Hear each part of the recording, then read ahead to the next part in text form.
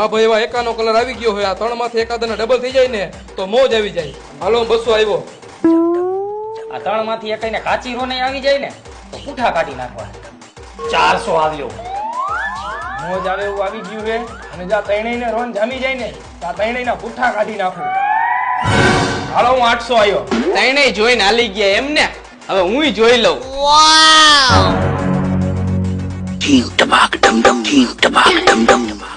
આ કોને બાઈટું તું? આ કરો પહેલેથી નાલો બાઈટ. આ એક જોકર નીકળું મારે આમાં.